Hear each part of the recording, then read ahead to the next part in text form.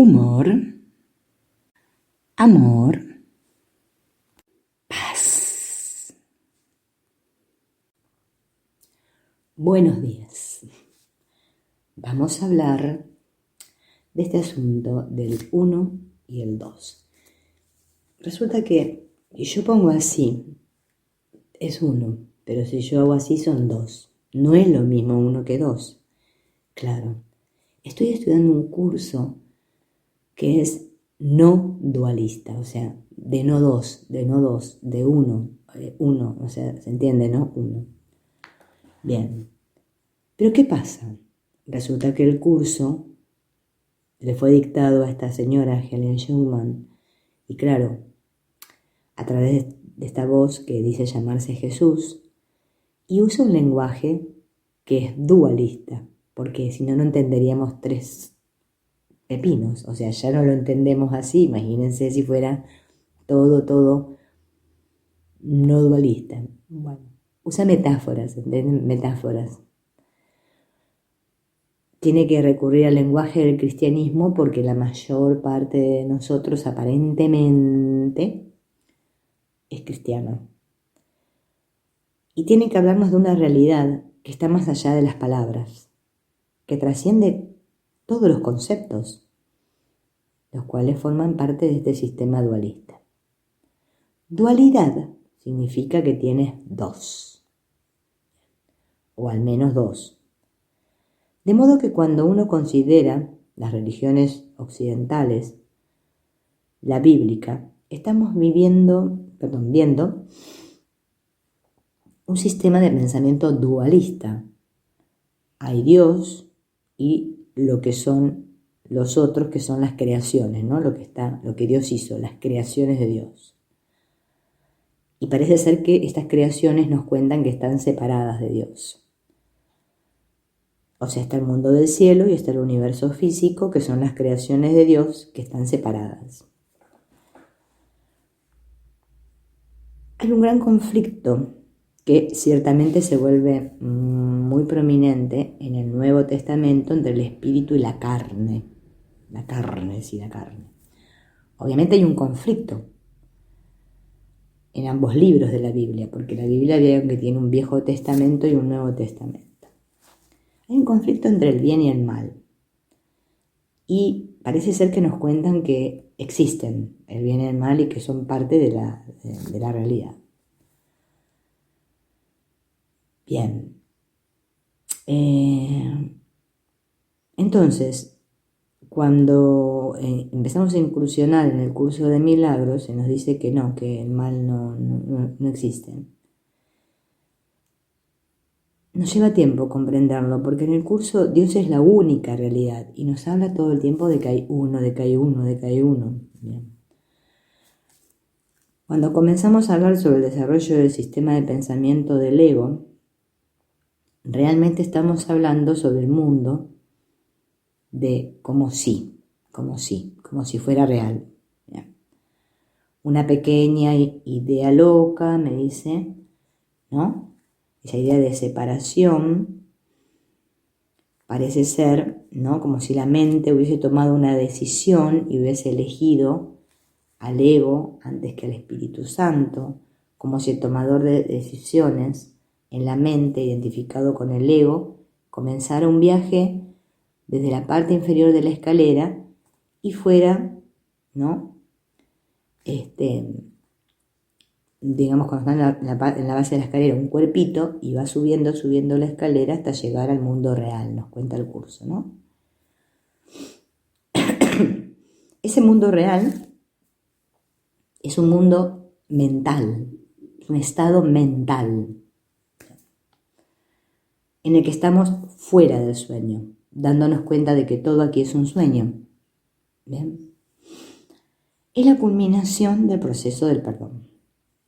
Es cuando reconozco que todo el mundo del ego, el mundo del pensamiento del ego, y todo el universo físico, todo eso es una ilusión. Y en ese punto tengo que saber que esto no es un concepto intelectual, o sea que lo voy a captar porque piense mucho, porque soy muy inteligente. No. Para nada, para nada. Bien. A ver, sigamos. Entonces, ahora todo esto se convierte en una experiencia muy real para nosotros.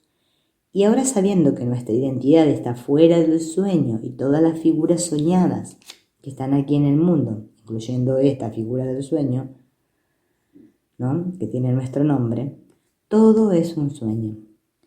Entonces, cuando Jesús apareció hace más de 2000 años en Palestina, en realidad estaba fuera del sueño. Estaba en el mundo real, se relacionaba con el mundo como cuerpo, como persona, pero sabía que no era quien era. Entonces, estar en el mundo real no necesariamente significa que no tienes un cuerpo aquí con un nombre en el que las personas se relacionan contigo. ¿Bien? O sea, sigue siendo este cuerpo, parece el cuerpo, te relacionas con otros cuerpos, pero tu estado mental es el que cambia. Ese gran problemita, porque vieron acá tenemos el famoso pedo de color que me hace creer que yo voy a evolucionar o llegar a ser no sé qué, que voy a desaparecer, que me voy a ir desintegrando. Bueno, no sé, cada uno tiene el suyo, ¿vieron? No sé si los venderán por ahí, los pedos de color, o son cosas que las inventamos cada uno como propias y las adquirimos. No sé de dónde, pero parece ser que cada vez está peor este asunto. Pero bueno, es mental, que a la gente le decís mental y no le conforma, Es como lo que decís uno, no, tiene que haber dos. Porque si yo estoy sola, ¿quién corno me ve? ¿Quién corno me mira? ¿Para qué corno evoluciono? ¿Para qué corno me ilumino? ¿Para quién? ¿Para quién? Claro, el personaje dice, no, mira, tiene que haber otros que me miren, que me admiren y digan, mira qué bien está, ¿eh? Cómo se iluminó, ¿eh? Cómo despertó. Ahí está el tema, ¿entienden? Por eso, como yo obviamente sé que no existo en absoluto, necesito a alguien que me mire y que me atestigue de que yo existo. Por eso andamos todos buscando a otros que me digan algo. No sé, así sea cosas horribles, pero algo, porque si no, me parece como que no existo. Bueno, cuando estás en el mundo real resulta que eres consciente, ¿bien? Ahora somos todos inconscientes, ¿sí? Incluso mientras les pareces a otros como que estás en un cuerpo. Pero tu realidad está fuera del mundo y el cuerpo. Eres un pensamiento en la mente y estás a solo un instante de distancia de recordar tu identidad como un pensamiento en la mente de Dios. Sí, porque te cuento que vos solamente sos un pensamiento en la mente de Dios. Yo sé que esto no conforma mucho a la gente porque todos quisiéramos ser cuerpos. Es más, personalidades importantes, tener trayectorias, títulos y esas cosas de acá del mundo, ¿no? Pero no es así, no. Sos un pensamiento en la mente de Dios. Por eso, claro, nadie entendió a Jesús hace 2000 años y bueno, tampoco lo entiende, ahora tampoco se entiende, ¿eh? Bien, seguimos pensando que la cuestión tiene que ver con los cuerpos. Sí, todavía seguimos ahí. Bueno, sí, ¿no? Ahora le agregamos en que el cuerpo se desintegra y se va a la quinta dimensión, ¿sí? Se hace transparente, violeta, verde, no sé, todas esas cosas. Eso es muy importante, sí. No perder la identidad, por más que, no sé, se desmaterialice, pero que siga siendo yo. Bien, entonces estoy en la parte de allá superior de la escalera, como me habla el curso, en mi mente. Y el verdadero desafío que un estudiante de un curso de milagros tiene es darse cuenta que está en el mundo, pero que no es del mundo. De hecho, nadie es de este mundo, porque, no hay mundo. No sé si captaron esa parte del curso que te dice que no hay mundo, digo que estoy en el mundo, pero no soy del mundo, pero no hay mundo. Un poquito complicado. Somos pensamientos en la mente. Y casi todos nosotros nos identificamos con el pensamiento en la mente del ego. Y al mismo tiempo que sabemos que no somos de este mundo, nos vemos como que estamos en este mundo. Y una forma de hablar sobre este ascenso, ¿no?, de la escalera de la oración, le llama el curso, es que nosotros comenzamos a entender cada vez más, a medida que estamos aquí, que no estamos aquí. Y así, la brecha, esa de la que nos habla el curso, comienza a reducirse entre nuestra comprensión intelectual de la metafísica del curso, que dice que el mundo es una ilusión y que todo es un sueño que sucedió hace mucho y que en realidad nunca sucedió en absoluto. Esa comprensión intelectual empieza a derretirse en la experiencia de saber de que se trata de no estar en el mundo.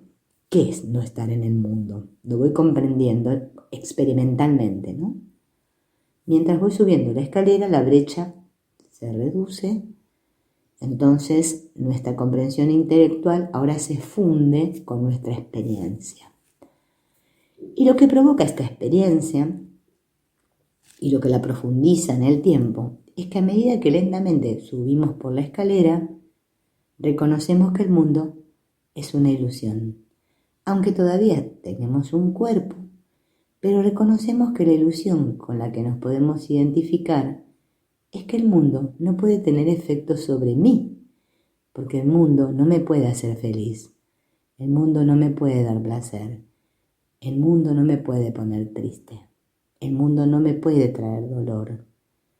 Ese es el nivel en el que podríamos comenzar a entender y practicar, incluso en los peldaños acá inferiores de la escalera, y a medida que comenzamos a profundizar esa comprensión, esa experiencia,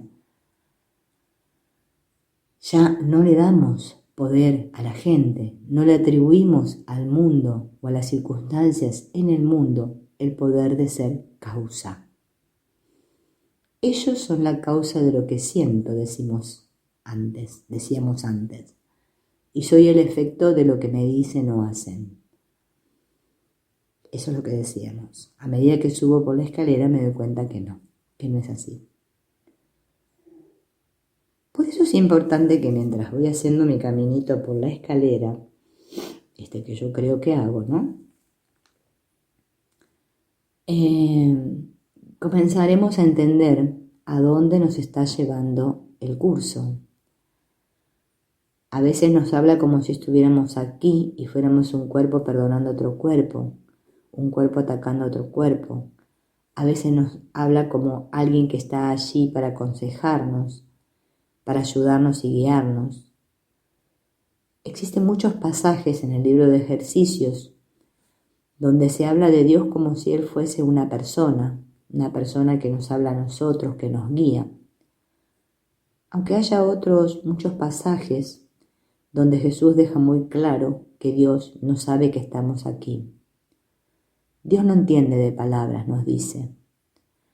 Ese es uno de los mensajes más importantes e inspiradores de este curso, que no importa dónde estás en la escalera de la oración, no importa dónde estás en tu viaje espiritual, no importa dónde te encuentres en términos de su comprensión y experiencia, allí estas cosas serán útiles para ti.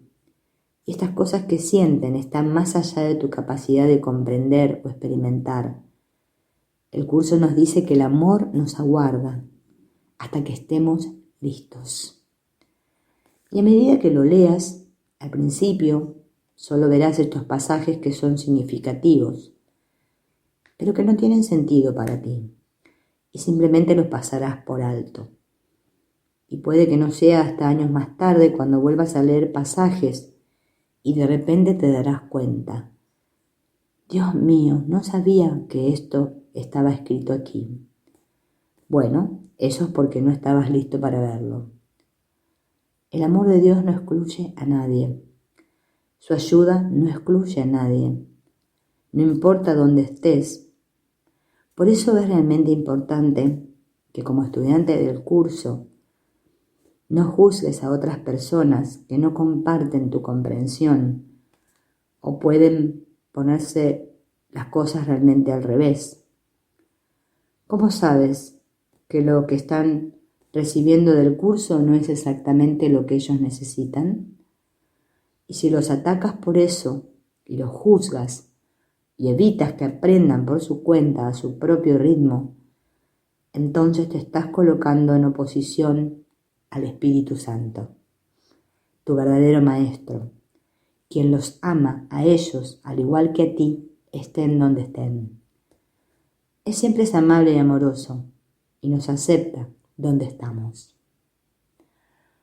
Bueno amigos, espero que les haya gustado esto que nos hemos compartido y nos veremos en el próximo, ¿qué le puse? Episodio. Chao, nos vemos.